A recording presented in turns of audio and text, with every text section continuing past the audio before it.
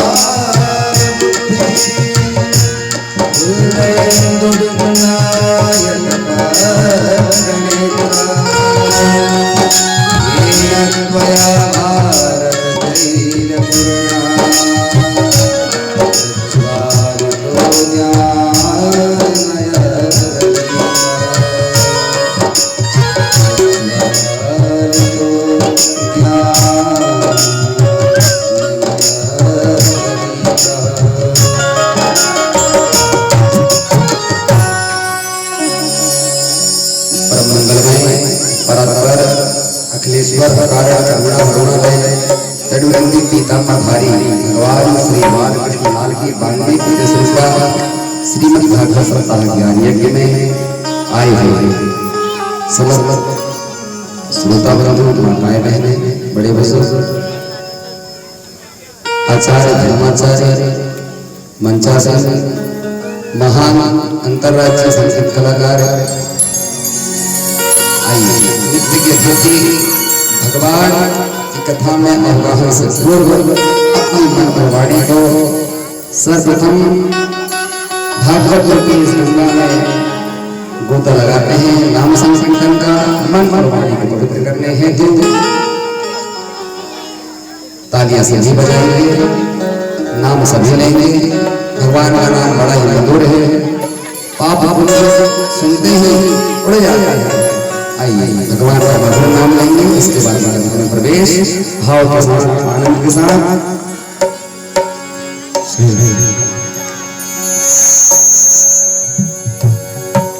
जय Radhe Radhe Govind Govind Radhe Radhe Radhe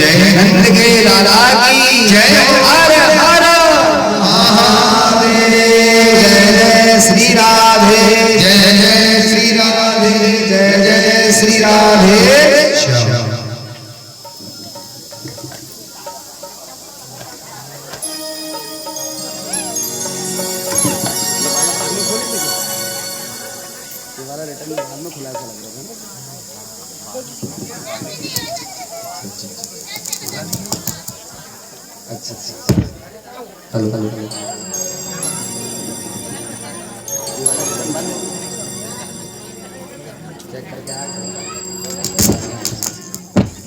hello hello hello आप सभी की वार्तालाप हो गई? अच्छे हैं आप सभी? नंदोत्सव आपको अच्छा लगा? ब्रजधाम मना बलटवाड़ा आपके द्वारा मीडिया में बहुत ही अच्छा प्रचार चल रहा है। पेपर की न्यूज आती है हमारे पास, ब्रजधाम बना पलटवाड़ा। बड़ा भागी हैं आप सभी, गोपांगना बनने का अवसर प्राप्त हुआ। अहो अमीशाम किम कार्य शोभनम, जिस भारत वर्ष में प्रभु ने ब्रज बनाया, उस ब्रज में रहने के लिए देवता भी तरसते हैं। कहते हैं प्रभु America, England, Spain, Holland, Canada में हमको जन्म नहीं चाहिए। कहाँ चाहिए? अमहो हमेशा कार्य से भारत वर्ष में जन्म चाहिए। और भारत वर्ष में जिसे तीर्थ में रहने का अवसर प्राप्त हो जाए। हम तीर्थ में तो नहीं जा सकते हैं, किंतु तीर्थ को हम अपने घर में तो ला सकते हैं। यही हमने किया। आज पलटवाड़ा ब्रजधाम बन गया। दो सन्यासी महात्मा जा रहे थे एक नगर से, सायंकाल का समय हुआ। एक भले आदमी से पूछा, भैया ढेले के स्थान मिलेगा? उसने कहा हाँ महाराज जी, थोड़ा आगे जाइए, चौराहे में राम के पंडित जी रहते हैं, उनके हाथ युवक ने पहुंचाया। दोनों सन्यासी महात्मा चल पड़े। ब्राह्मण ने यथोचित स्वागत सत्कार किया, पाँच जन से बिठाया। सन्यासी ने पूछा, कभी तीर्थ गए हो? तीर्थ यात्रा की है? ब्राह्मण निर्धन बोला, महाराज क्या बताएं, धन का अभाव था जीवन में, तीर्थ यात्रा नहीं कर पाया। तीर्थ नहीं किया? हाँ महाराज, मैं किसी भी तीर्थ में नहीं गया। सन्यासी यह बात सुनकर के थोड़ा आश्चर्य रहे, इसके घर कैसे नहीं? इसने तो कभी तीर्थ में ही नहीं गया, इसके चरण कभी तीर्थ पर नहीं गए। सायंकाल का समय था, भोजन की शादी बनाई। सन्यासियों ने ठाकुर जी को भोग लगाया। उसके बाद में भोजन करने के बाद में उसने कीर्तन किए। ब्राह्मण देवता भी आ गए, नाम संकीर्तन बन। विश्राम करने का समय हुआ। दोनों सन्यासियों को रात में नींद नहीं आई, करवट बदलते रहे। रात भर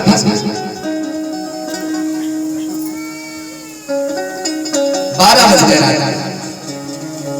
एक सन्यासी दूसरे सन्यासी कहता है, कहाँ आकर के आज विराम कर रहे हैं? ऐसे व्यक्ति ने कभी नाम ही नहीं, तीर्थ यात्रा ही नहीं गई। ऐसे युवक के घर में आज हमने भोजन किया, रात्रि विश्राम कर रहे हैं, कहां से नींद आई? ठीक रात्रि के 2 बजे एक कुतूहल होता है।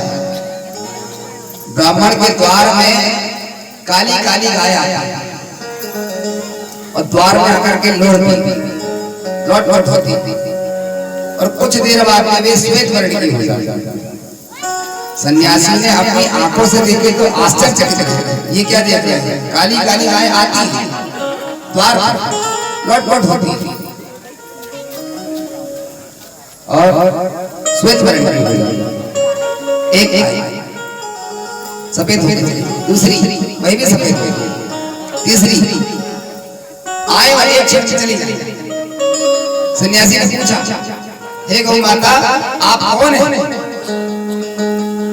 और आप यहाँ आते हैं, लौट होती हैं, इसके बाद में आपका रंग बदल जाता है? काली गाय आती है, सफेद होकर चली जाती है। गौ माता ने कहा, महात्मा हम सारे तीर्थ हैं, इस ब्राह्मण के द्वार में आते हैं, आप तीर्थ हो? हाँ। जब हमें लोग आते हैं और सारे पुण्य हमारे पास से ले जाते हैं, हमारे पास में अपने पाप छोड़ के चले जाते हैं, इसलिए हम अपने सुकृत पापों को इस ब्राह्मण की दहलीज पर आकर के छोड़ देते हैं। इस ब्राह्मण के घर में ऐसा क्या है? इसने तो कभी तीर्थ यात्रा ही नहीं की। इसके घर में आप यदि महाराज आप जिस जगह पर ठहरे हुए हैं, इस जगह पर इतना प्रताप है नाम संकीर्तन का, ब्राह्मण करते ही 24 घंटे भगवान का कीर्तन करता है। यह स्थान इतना पवित्र हो चुका है कि सारे तीर्थ इसकी धरी पर आते हैं। और अपने काले रूप में आकर के सारे पापों को छोड़ देते हैं। इसकी दहलीज में इतना पुण्य समाहित हो गया है नाम संकीर्तन के द्वारा कि हम सभी अपना रूप बदल लेते हैं, श्वेत वर्ण हो जाता है। आप सभी धाम तो नहीं जा सकते, लाखों रुपए लग जाएगा वृंदावन में कथा कराने से। वहां जाएंगे, व्यवस्था बनाएंगे, उसके बाद में कथा सुनेंगे। यदि हम यही पर वृंदावन ले आए तो कल सभी ने ब्रजधाम मनाया और नंदोत्सव को बधाई दी, बधाई नहीं दी, बधाई नहीं दी एक दूसरे को। बधाई तो देना चाहिए, नाती पोते होते बधाई नहीं देते, प्रसन्नता होती है तो बधाई देते हैं ना। एक कवि ने कहा, कान्हा का जिक्र कहूं या इत्र कहूं, जब भी कहता हूं तो महकने लगता। भगवान का स्मरण और इत्र दोनों सुगंधमय है। इत्र को लगा लीजिए तो सुगंधी आ जाए।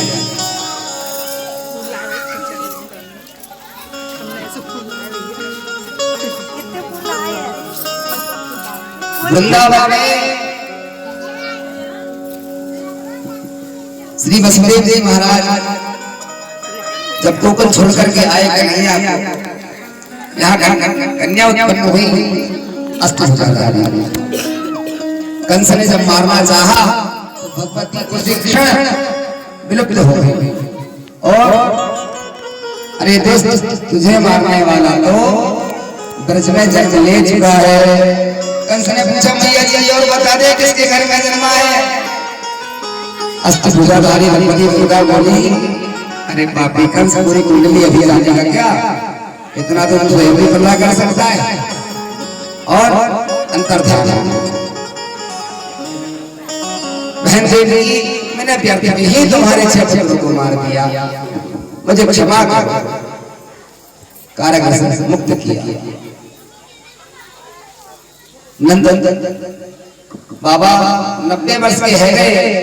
आइए गोकुल चलते हैं, ब्रजधाम की यात्रा बड़ी सुंदर है। सुखदेव जी कहते हैं, राजा प्रभु का पदार्पण हुआ गोकुल में।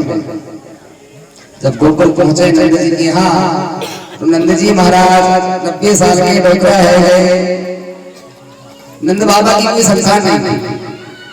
ब्राह्मणों को बुलाया, आचार्यों ने कहा, बाबा यदि लाला चाहते हो तो संतान गोपाल सहस्त्र नाम का यज्ञ कराओ। बाबा ने यज्ञ कराना आरंभ किया। समयानुसार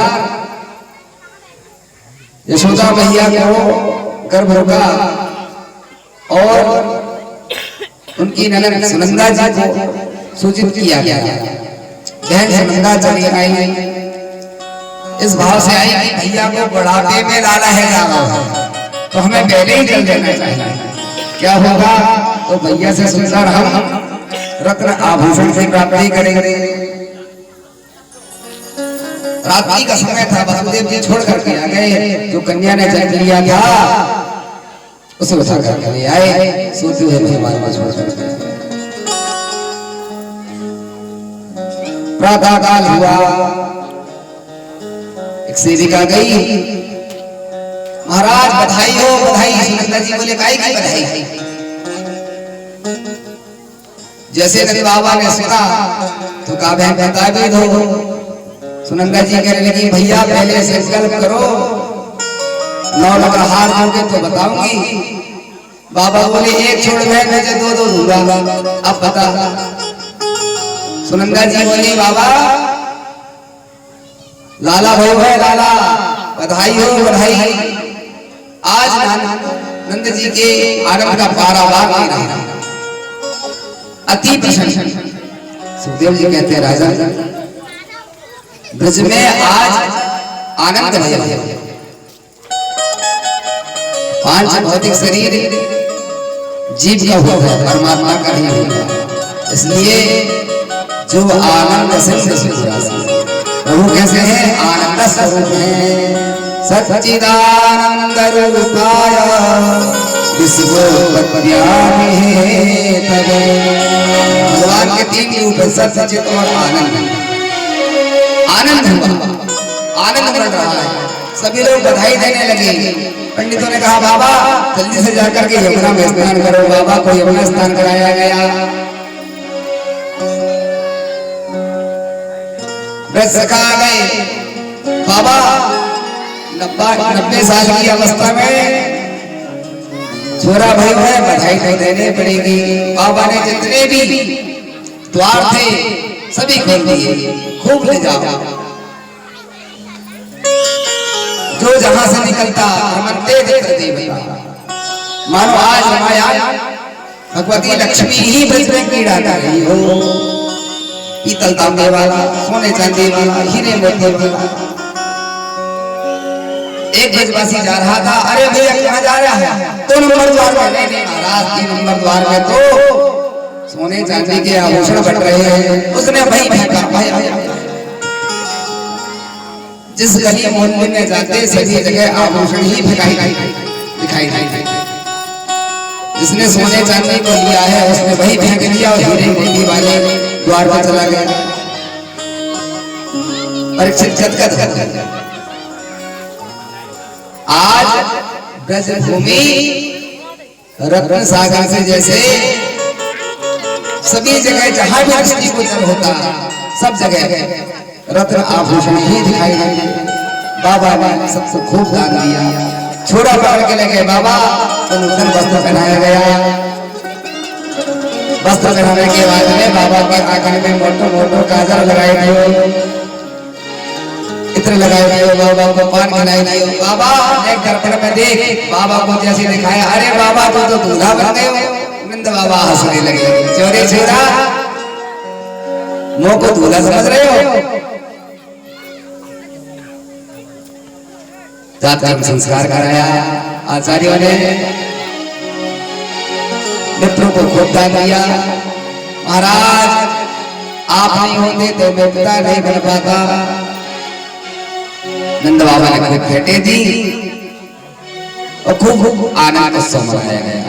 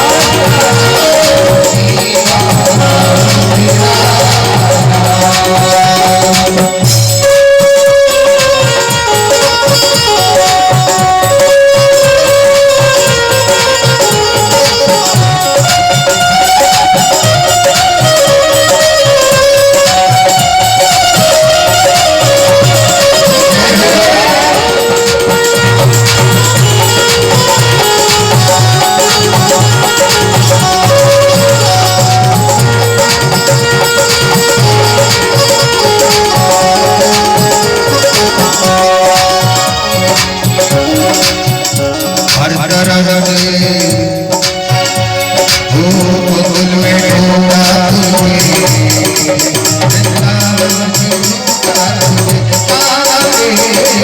गोकुल में ढूंढा तुझे, वृंदावन में ढूंढा तुझे, गोकुल में ढूंढा तुझे, वृंदावन में ढूंढा तुझे,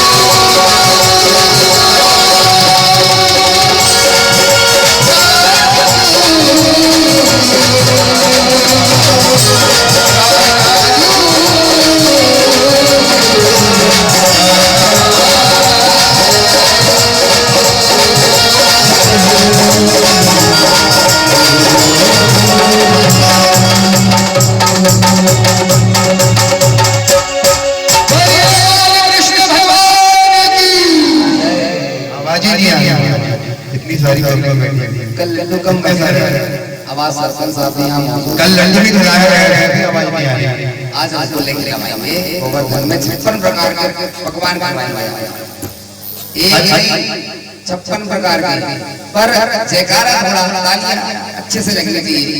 एक बार नंगे लाला की जय हो, नंगे लाला की।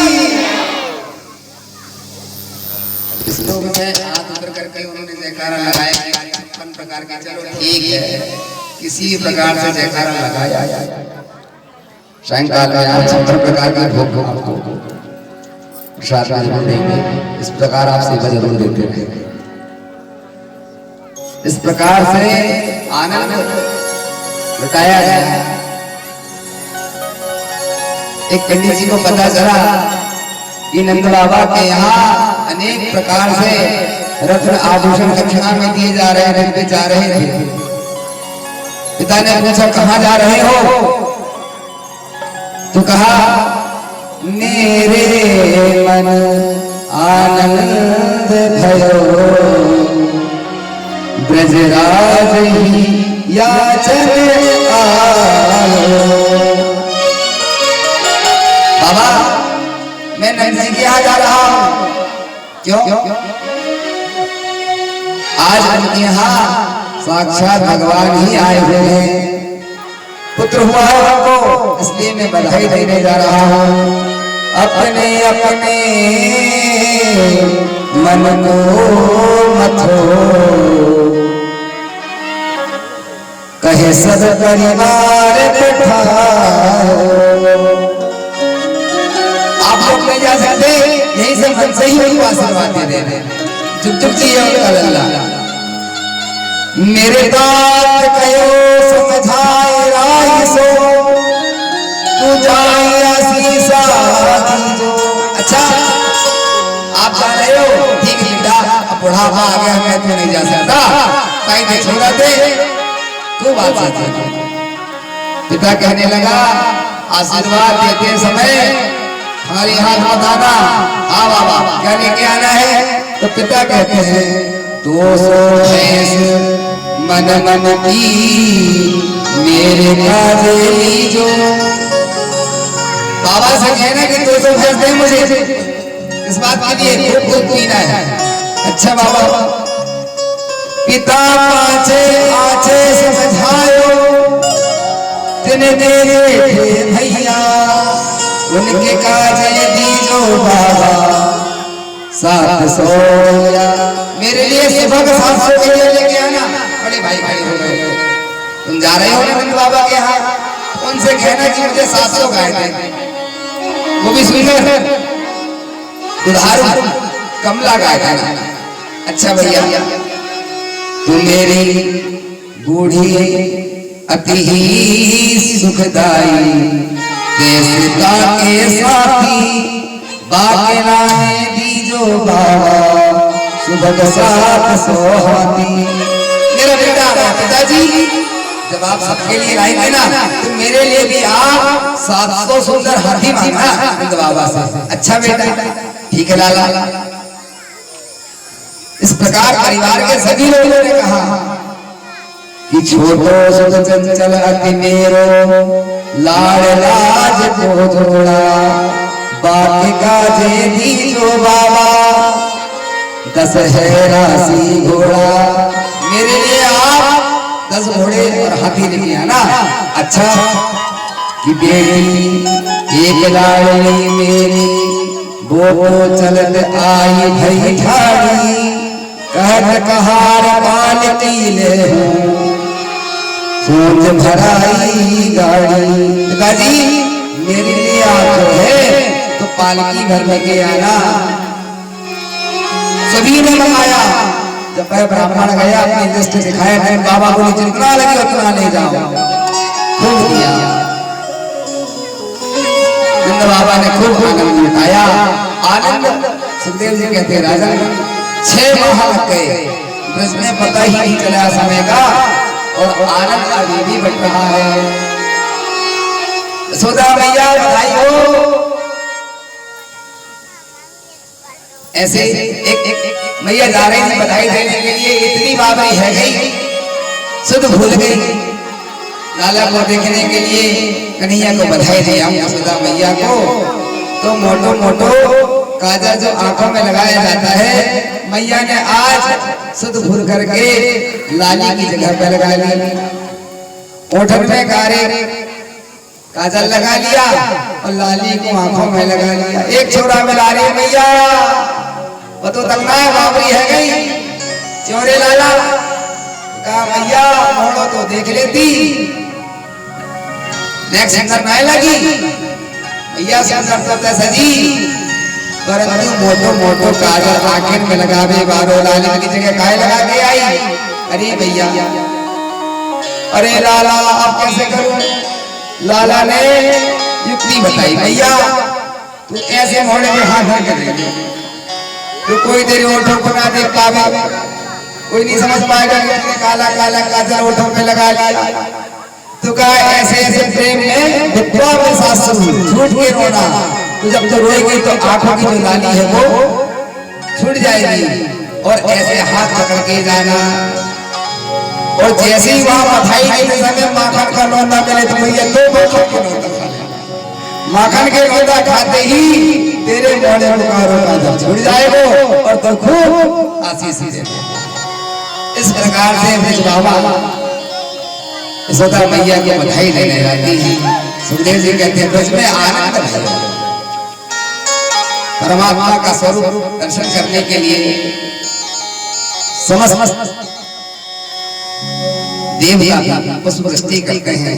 सत्य प्रथम संत परम सत्यम, सत्य सत्य कह करके प्रभु से कहते हैं प्रभु आप युग युग में आते हैं, सत्य को धारण करते हैं, आज आप ब्रज बाबाओं को प्रसन्न करने के लिए आए। बहुत समय बीत गया, आनंद में नंद बाबा को याद आया, अरे भैया हमको तो टैक्स कटाना था, कर देना था महाराज कंस। जो नंद होता है, नंद एक उपमा है, जिसके पास 9 लाख गाय होती थी उसे नंद कहा जाता था। पहले हमारे यहाँ धनाढ़ व्यक्ति की जो गिनती हुआ करती थी, उसका जो वर्चस्व होता था वह गौरव की धन से उसे देखा जाता था कि किसके पास में कितना गौ है, गौपालन चलता था।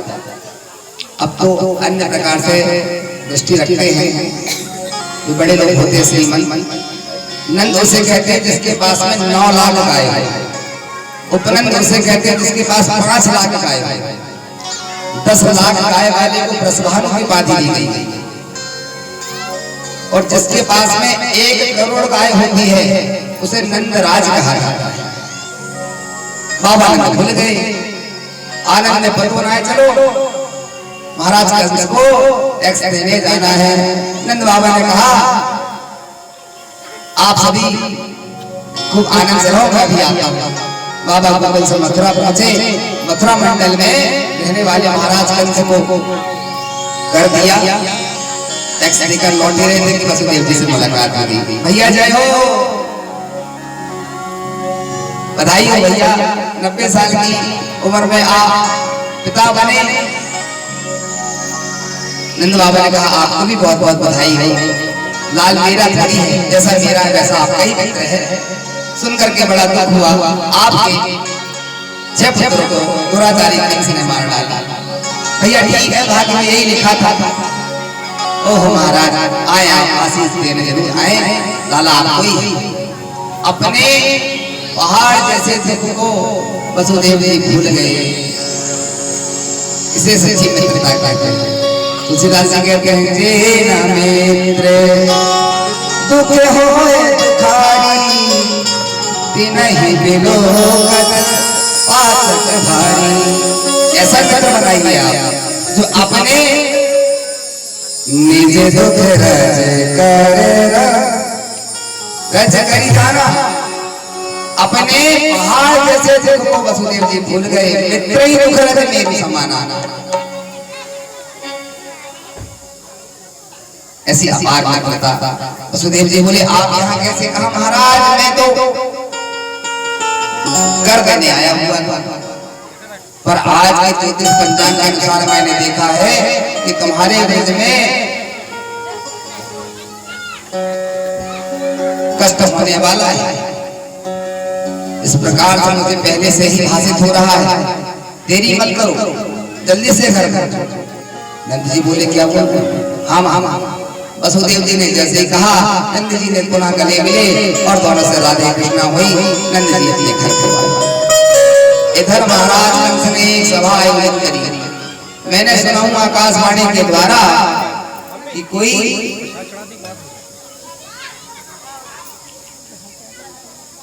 आई राधे कृष्ण शाम क्षेत्र से पधारे, स्वागत विराजा।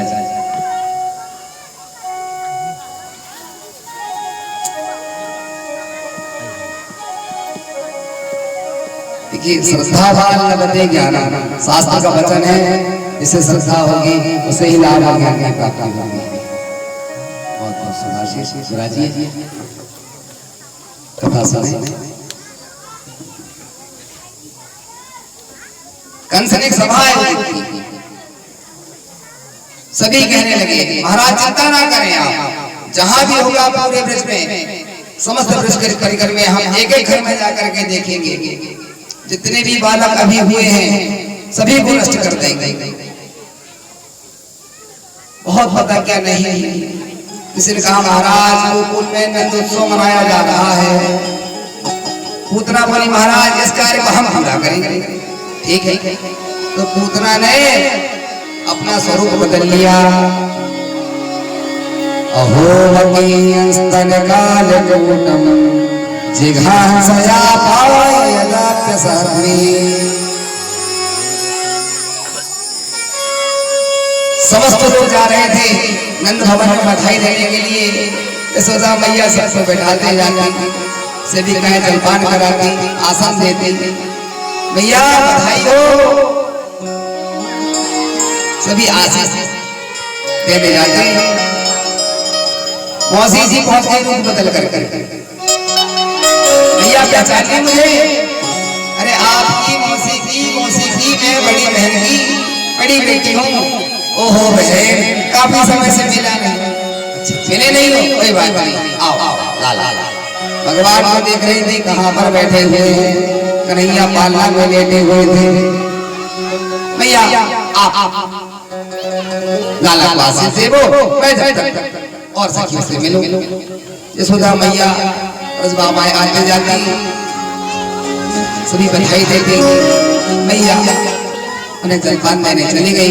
पूतना मौसी आई, देखने लगी कन्हैया धीरे से पालने के पास में पहुंच गई थी। अब पूतना ने समय देख करके भगवान को उठाया और पीछे के द्वार से 9-11 हो गई। सुखदेव जी कहते हैं, राजन प्यारे प्रभु 7 दिन के नहीं हुए और पूतना मौसी आ गई। पूतना मौसी ने पीछे का द्वार खोला और वहां से वायु आकाश मार्ग में उड़ चली। सभी देख रहे थे, छोरा कहाँ गए हो, छोरा कहाँ गए हो। कन्हैया पालना में नहीं थे। आकाश से देवता देखने लगे, महाराज भगवान को ही उठा लिया और स्तनपान कराने लगी। पूतना भगवान को दूध पिलाने लगी। अपने स्तनों में कालकूट, अहो स्तन कालकूटम, कालकूट जहर लगा करके आई थी। चिंता मत करना महाराज, आपके कालकूट में विष कालकूट से ही नष्ट करके आ जाऊंगी। यह कार्य आप दे दीजिए। कंस लगा करके ले, तो अपने स्तन में विष लगा करके स्तनपान कराने लगी। भगवान ने तुरंत नेत्र बंद किए।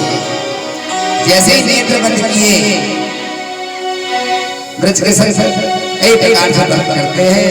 भगवान ने नेत्र क्यों बंद किए?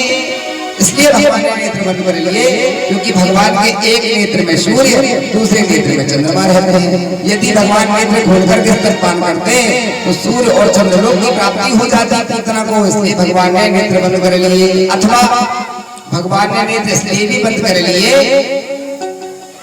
क्योंकि प्रीतम दया नहीं होगा। जब हम किसी के नेत्र से टकटकी लगाकर देखते हैं तो उससे हमें प्रेम हो जाता है। इसलिए प्रभु ने नेत्र बंद कर लिए, अथवा भगवान ने इसलिए नेत्र बंद कर लिए क्योंकि शिरस्य हृदयं विष्णु विष्णु हृदयं शिवा या विष्णु स स्वयं रुद्रो या रुद्रो स जनार्दनः। भगवान श्री हरि विष्णु के हृदय में भगवान शिव का निवास होता है, और यदि वह नेत्र खोल करके स्तनपान करेंगे तो भगवान जो हृदय में शिव बैठे हुए हैं उन्हें कष्ट होगा। इसलिए भगवान ने नेत्र बंद कर लिए। पूतना ने विकराल रूप धारण किया, स्तनपान कराने लगी। भगवान सने सने स्तनपान करने लगे। धीरे धीरे भगवान ने ऐसा स्तनपान किया, दूध का पान किया कि पूतना, अब पूतना कहने लगी अरे पूतना मुझे छोड़ दे।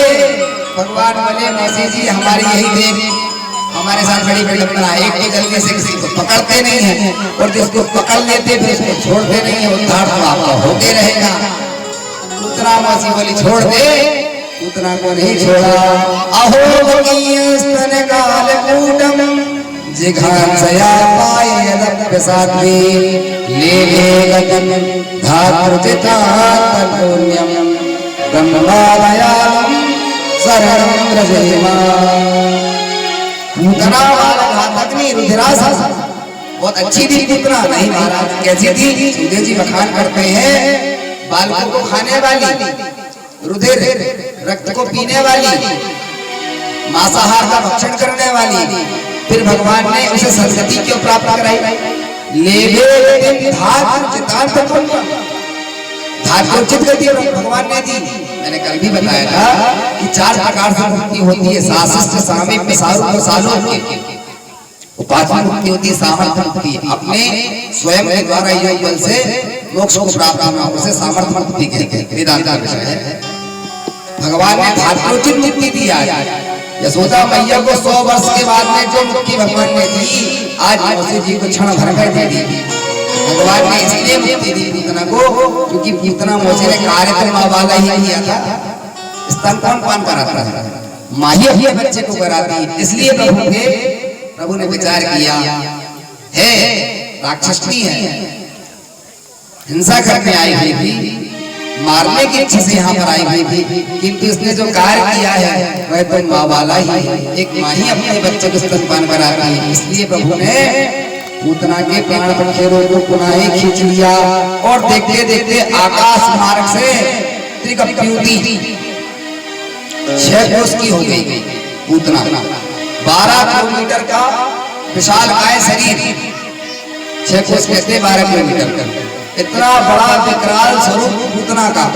और जैसे ही जाकर के गिरी, सारे देशवासी आकर के धड़ाम से देखे, अरे मैया बड़ो भारो भीषण भूकंप आयो है। नेक लाला को तो देख, लाला को देखा तो लाला पालने में नहीं थे। हाहाकार मच गया, कहाँ गए होंगे कि नहीं आ?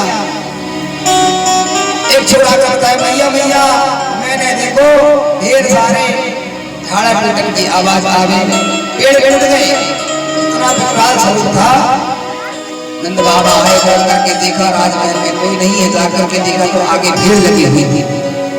मैया तुरंत दौड़ करके गई, छोरन ने बताया मैया तेरो लाला इतनी बड़ी राक्षसनी के ऊपर खेल रहा है। मैया ने तुरंत उठाया, कहा धारी के पता ना है मेरे लाला को किसने जब पूतना के पास लाके छोड़ दी। नंद बाबा ने कहा पकड़ो। नंद बाबा बोले भैया जितने भी पेड़ टूटे हैं वे लकड़ियां इसके ऊपर डाल करके और आग लगा दो। पूतना को इस प्रकार से सदगति भगवान ने दिलाई। मैया आई, मैया ने आकर के गौमूत्र से भगवान को स्नान कराया, गौ की पूंछ से झाड़ा दिया, अलाय बलाय ली और पूतना तेरा सत्यानाश हो। इस प्रकार से प्रभु को पुनः लेकर के आई। सुखदेव जी कहते हैं राजन भगवान सप्तति वर्ष के हुए थे और पूतना मौसी मारने के लिए आई। अब तो ब्रज में जब कभी भी भगवान का जन्म नक्षत्र आ जाता, मैया बुलाती अरे नाई, सारे ब्रज में दे दे दुहाई। नाई ने आकर के जैसे ब्रज में दुहाई दी, यशोदा मैया के यहाँ आज ठीक 3 बजे सभी को भजन गाने आना है, सब बधाई गाने आने लगी। भगवान का नक्षत्र दिन मिल जाता तो बधाई गाने आने सभी बधाई गाने में लगी हुई थी। मैया ने सोची यहाँ कहीं सो नहीं पाएंगे तो लाला को बैलगाड़ी के नीचे पालने में छोड़ करके आ गया और सभी बधाई गाने लगे। इतने में एक सकट नाम का सकटासुर जो था वह भगवान को बड़े वेग से आया और बैलगाड़ी के नीचे प्रभु पालने में लेटे हुए थे। वायु वेग से जैसे ही आया भगवान को मारने के लिए, भगवान ने धीरे से एक रात को मारा, बैलगाड़ी को आसमान में गई, सकटासुर को गमन करते हुए गोविंदाय नमो नमः। अब बैलगाड़ी जैसे ही आके गिरी तो आंगन में जितने मटके रखे हुए थे सारे माट छटक गए।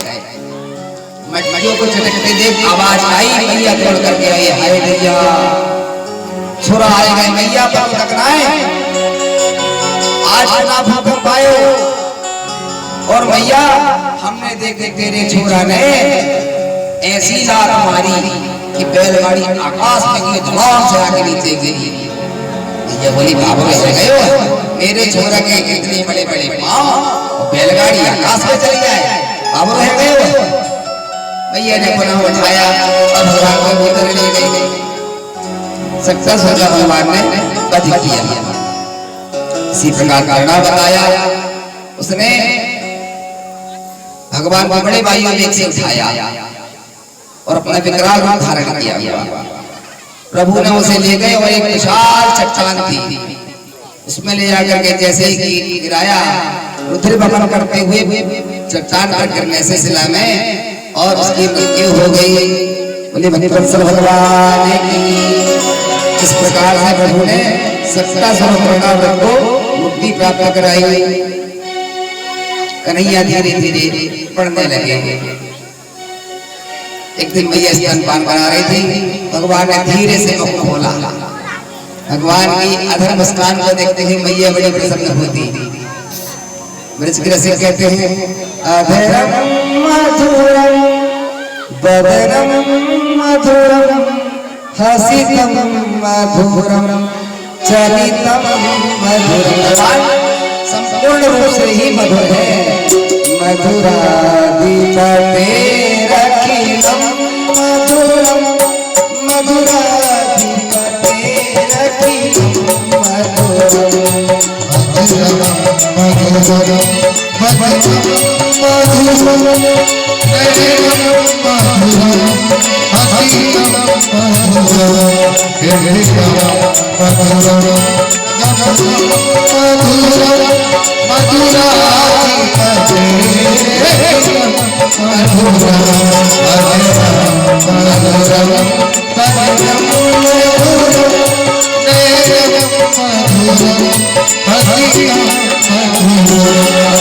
संपूर्ण शरीर ही पूरा स्वरूप ही मधुर है। कैसा मधुर है, आइए हम श्रवण करते हैं।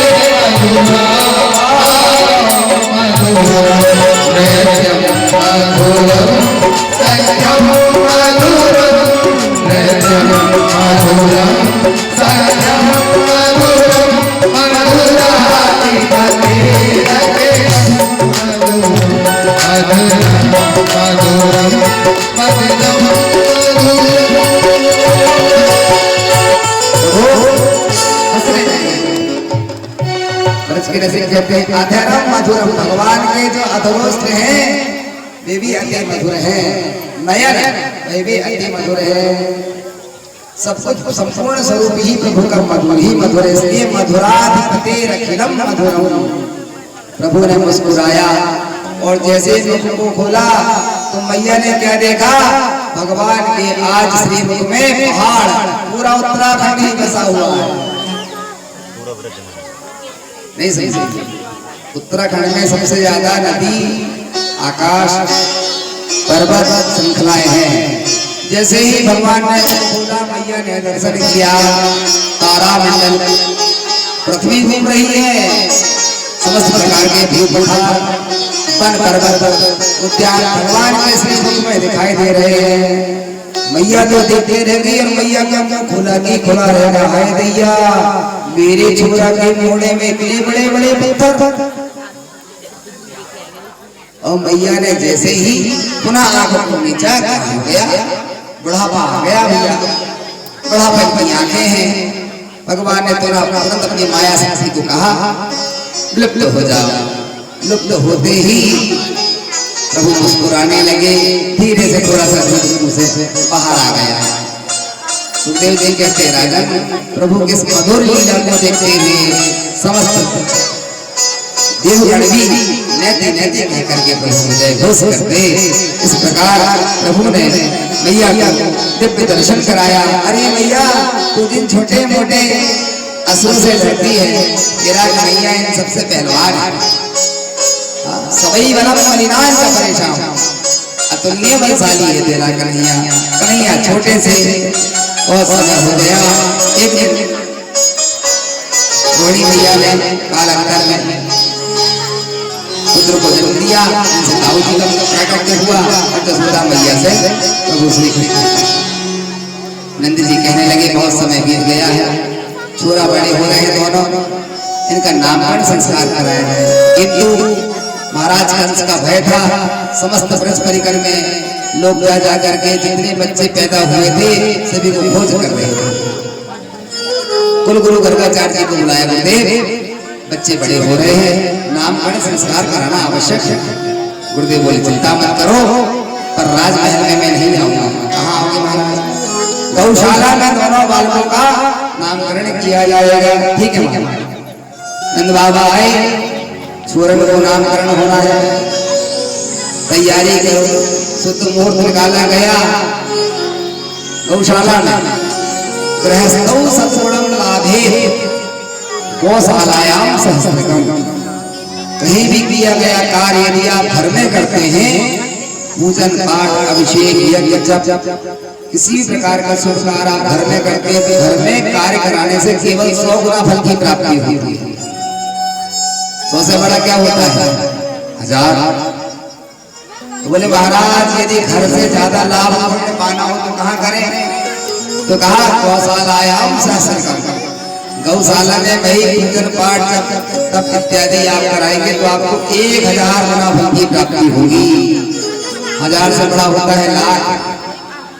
गंगा तीर्थे कृतम लक्ष्य, गंगा आदि के पूर्ण में किया गया तप यज्ञ लाख गुना फल की प्राप्ति कराता है और शिवस्य प्रीतिदायक है। भगवान शंकर का जहाँ सानिध्य होता है अथवा प्राण प्रतिष्ठा वाले देवता जहाँ पर विराजित होते हैं, ऐसी जगह पर यज्ञ जब तप आदि कराने से करोड़ों गुना फल की प्राप्ति होती है। बोलिए भगवान की।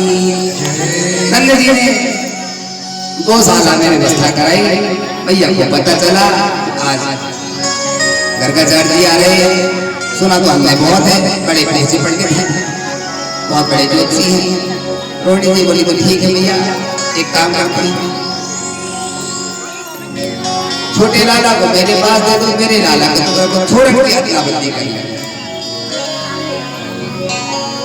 भैया बैग से को कनवा को बलवा कहते हैं, रोड़ी जी कहते हैं बलवा को तुम ले लो, कनवा को मुझे दे दो। और ये भी पक्को पंडित होगा तो बताए दे। आसन लगाई गई, ध्यान रखना, बैठे। गर्गाचार्य जी ने आचमन कराया और कहा भैया आपकी गोद में जो छोरा है ना, जाको नाम संकर्षण है, वो अपार बल होगा, इसलिए इसका नाम दूसरा बलराम होगा। अनेक प्रकार के नाम होती है। और भैया आपकी गोद में जो बैठा हुआ है ना, यह तो त्रिभुवन बालक है। भैया सोची त्रिभुवन बालक, कन्वा को त्रिभुवन बालक से कहते हैं। अरे भैया इसे लोग माहन कहेंगे, माधव कहेंगे, मोहन कहेंगे, इसका नाम कृष्ण होगा। करसती थी कृष्ण, ये जिसकी तरफ देख लेगा सब उसके दीवाने हो जाएंगे, हठात सब पर आकर्षण चल जाएगा। भैया इसे लोग दामोदर कहेंगे, मधुसूदन कहेंगे, रसिया कहेंगे, गिरधारी कहेंगे, गोपाल कहेंगे। भैया बोली बस बैठी जी। गर्गाचार्य जी कहने बोले थे महाराज वसुदेव भगवान वासुदेव, प्रभु के जैसे नेत्र मिले गर्गाचार्य जी से, प्रभु ने सारा दिया कि अभी सारी पोल खोलोगे हमारी। गर्गाचार्य जी कहने वाले थे भैया ये तो महाराज वसुदेव जी का ही छोरा है, भगवान ने सारे दिए, इस भेद को मत खोलो कि मुझे अर्धरात्रि में यहाँ लाके छोड़ा गया है। ये असुर थे द्रोण नामक, और इन्होंने भगवान की भक्ति की हुई थी। प्रभु ने कहा था मैं ब्रज में आऊंगा और आपका पुत्र बन करके आपकी सेवा करूंगा। द्रोण और धरा नाम के वसु ही आज नंद और यशोदा बन करके गोकुल में जन्मे हैं, जिनके घर में प्रभु ने अपनी लीला संवरण को किया। गर्गाचार्य ने कहा भैया वसुदेव भगवान वासुदेवाय, इसे तो लोग वासुदेव के नाम से भी पुकारेंगे। वसुदेव जराकष्टम वसुदेव सुतं देवं कंस चाणूरमर्दनं देवकी परमानंदं कृष्णं वन्दे जगद्गुरुं। वासुदेव कुमार वसुदेव, महाराज वासुदेव का पुत्र ही वसुदेव होगा। इस प्रकार से गर्गाचार्य जी ने नामकरण किया। अब प्रभु सने सने बढ़ने लगे। नंद जी ने खूब दान दक्षिणा दी, गुरुदेव को विदा किया। सने सने भगवान घुटमन से चलने लगे। घुटने के बल जब चलने लगे तो प्रभु जहाँ कहीं मिट्टी मिल जाती तो मिट्टी खा लेते। मैया देखती छोरा का खाई बता कन्वा, और प्रभु की प्रेम से कान पकड़ती। प्रभु भाग आकाश मान से ब्रह्मादि देवता प्रभु की इस लीला को देखकर अति प्रसन्न होते। प्रभु आप धन्य हैं, जिस परमात्मा को यज्ञ में विशेष भाग दिया जाता है वह परमात्मा आज क्रीड़ा कर रहा है। भगवान शनि से जब बड़े हुए तो प्रभु ने टोली बनाई, मित्र मंडली। क्या करेंगे तो कहा भाई हम ब्रजवासी सारे हमारे घर में इतना दूध होवे परंतु खावे कहीं ना मिले, तो पूरा हमारे यहाँ का और पहलवान बने मथुरा के छोड़ा। श्री राम आदि मित्र बोले भैया करेंगे तो क्या?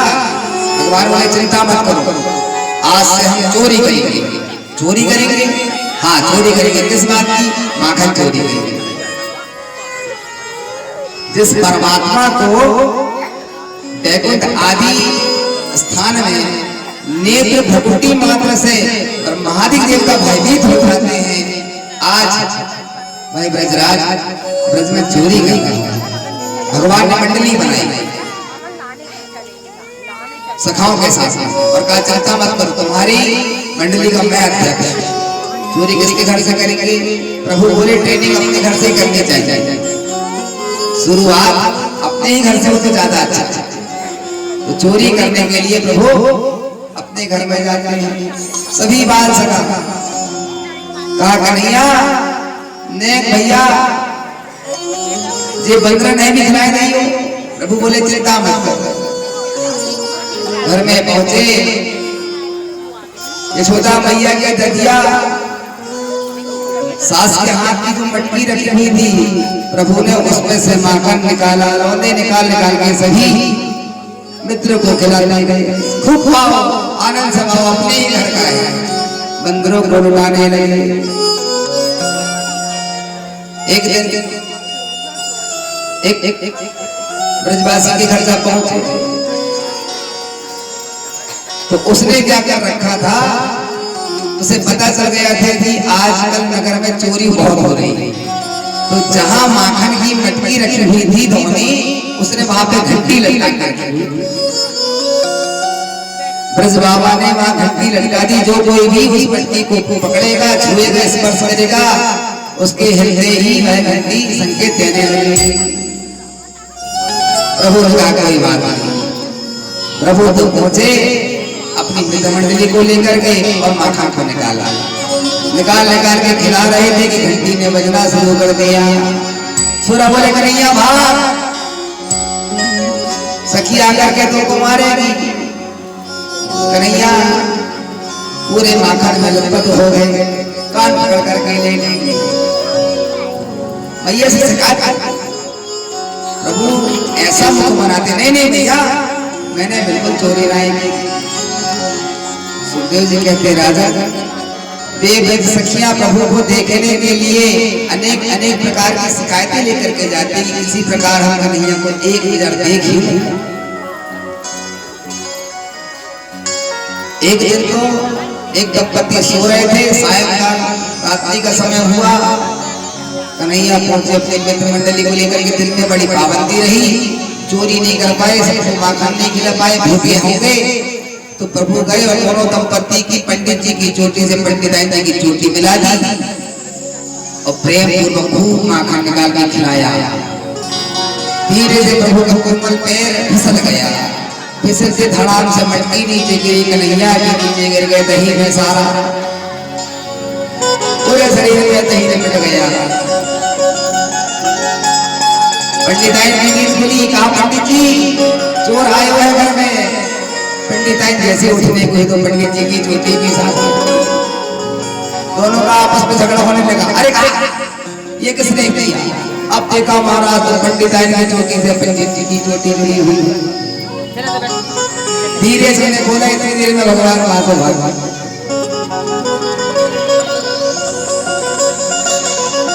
जो सखी माखन नहीं खाने देती थी, सायंकाल में उसकी गाय धरने से पहले उसने बछड़ा छोड़ा। तेरे घर में तू चोरी नहीं करने देती, माखन नहीं खाने देती, तेरे घर में दूध ही नहीं जाएगा। हम खाएंगे या तो हमारे गौ माता खाएगी, हमारे बछड़े खाएंगे। गोपाल जी सब गोपालों को खुद खिलवाते। सास ने कहा कहीं बहू से जाओ, दूध होकर के आना। और कन्हैया जावे पहले ही बछड़ा छोड़ा। दूध होने का प्रयास करे, 2 लीटर देने वाली गाय एक कप ही पाओगे, दूध पूरा हो जाए। सासू मैया आज दूध नहीं, सारा दूध कहाँ चला गया? यशोदा का छोरा आया था, उसने बछड़े को पहले ही खोल दिया। आज सारी सखियों ने मीटिंग की, दिनों दिन चोरी बढ़ती जा रही है। यशोदा मैया के पास, अरे यशोदा बहन, कम से कम तेरे छोरा को तो समझा। मेरे छोरे ने क्या किया?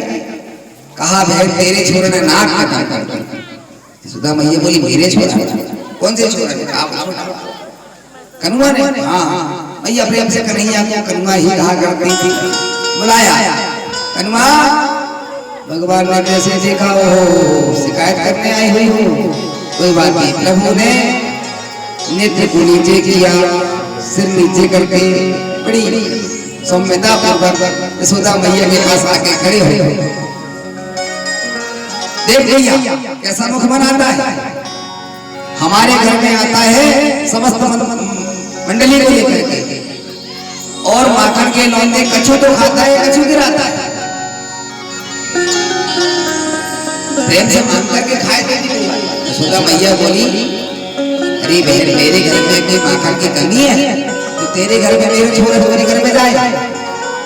हाँ मैया तू बड़ी बोली, तेरे छोरा उतरे नटखट, तेरे छोरे से करा मत पूछ। मैया बोले क्यों कनुआ तुमने किए? मैया बोले मैया अपने घर में कौन सी कमी है के घर में जाओ, हाथ धोए ना पैर धोए, माखन वैसी भाले। भगवान इशारा दे दे को भी आज कर लो शिकायत, कल तुम बताते।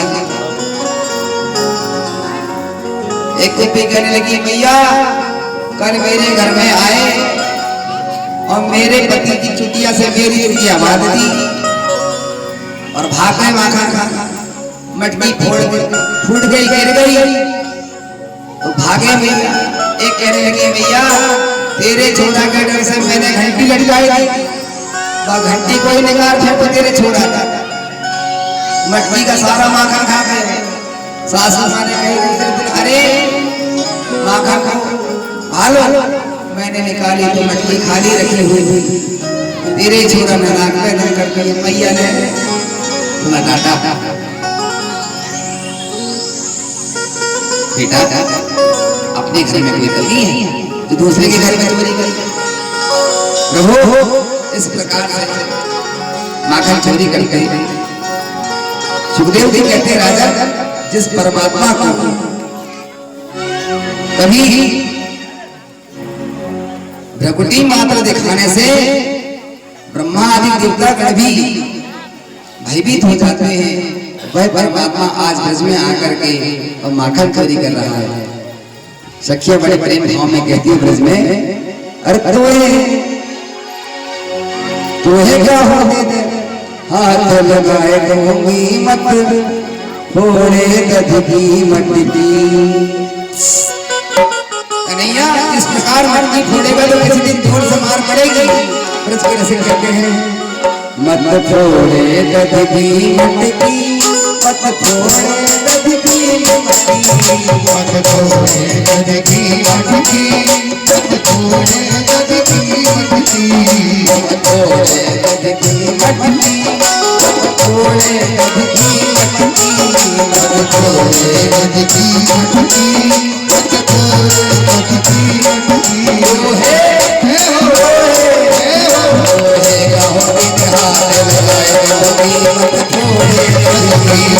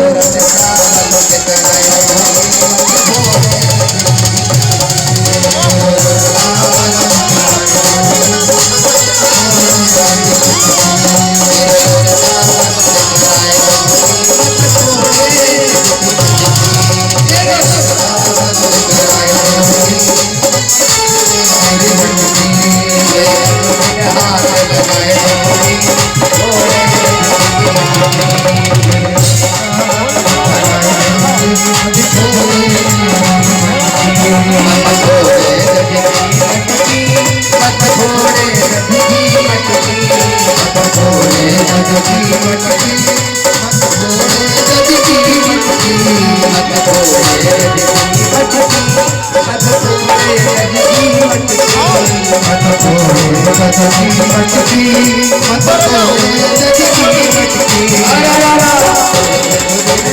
ओए बच्ची ने हो हाथ लगाए मत तोड़े गजकी गजकी हाथ लगाए मत तोड़े गजकी मटकी।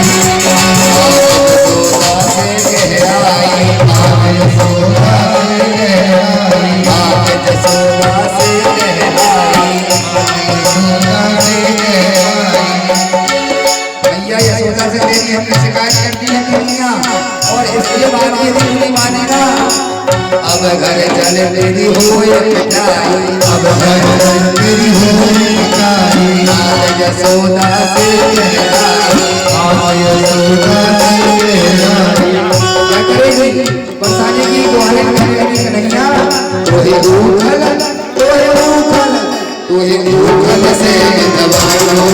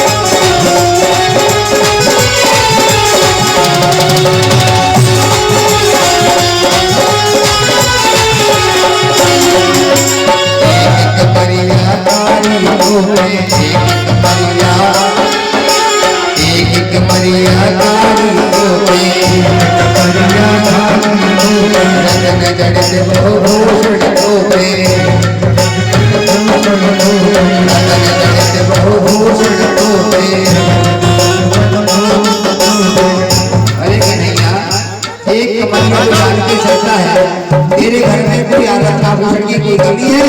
तू चोरी करके फिरते रहता है। मैं तो चोरी तुम्हें लगा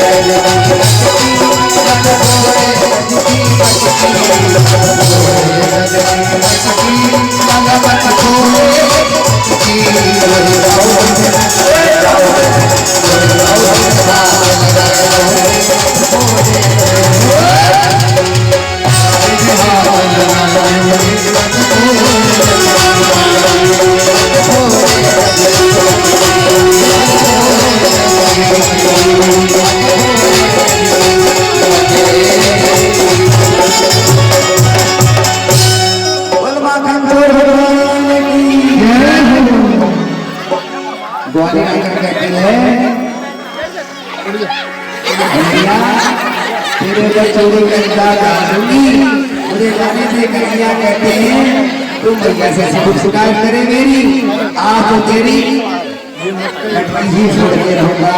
और प्रभु ने मटकी को ही छोड़ दिया, समस्त माखन बिगड़ जाता। जो ग्वालिन गोकुल से मथुरा में जाती